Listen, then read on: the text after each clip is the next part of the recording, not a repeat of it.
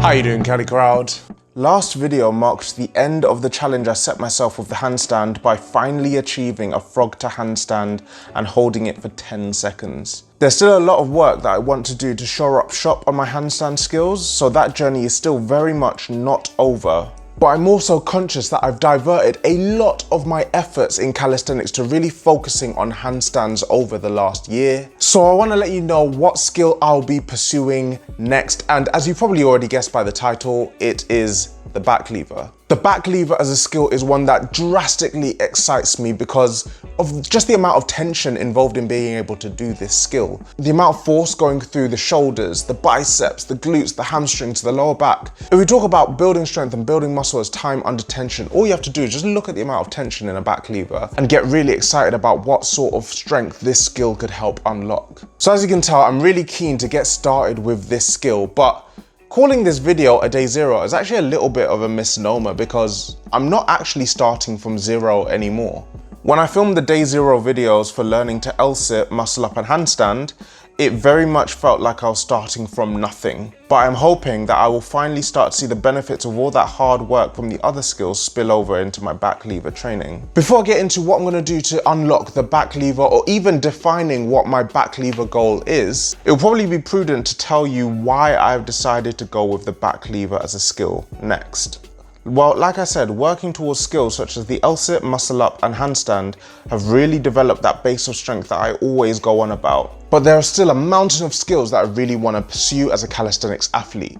Skills like the handstand push-up, 90-degree push-up, front lever, and the big bad scary planche.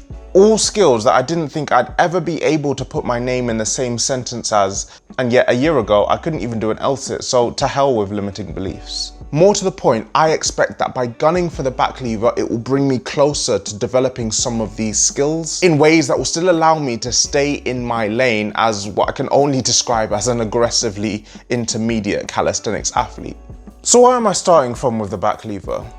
Before setting a goal, it's always good to baseline where you're at so you can assess where your weak points are, of which the back lever felt like there wasn't actually that many. Here's my first attempt at doing a back lever. I definitely struggled with the idea of pulling in this position. The idea of my hands being both behind me and above me really messed with my head.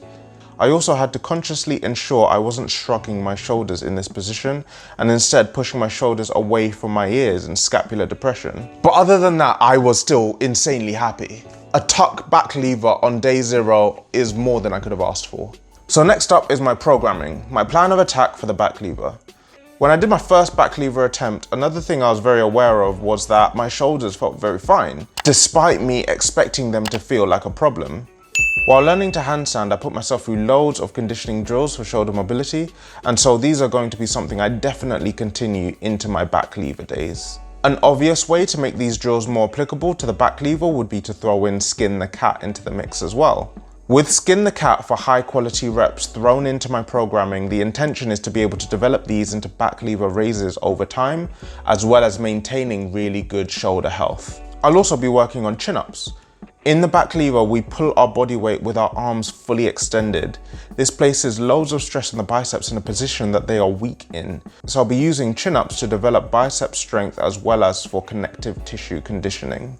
And finally, I'll be working on applicable core strength with these reverse leg lifts to build up my lower back and glutes.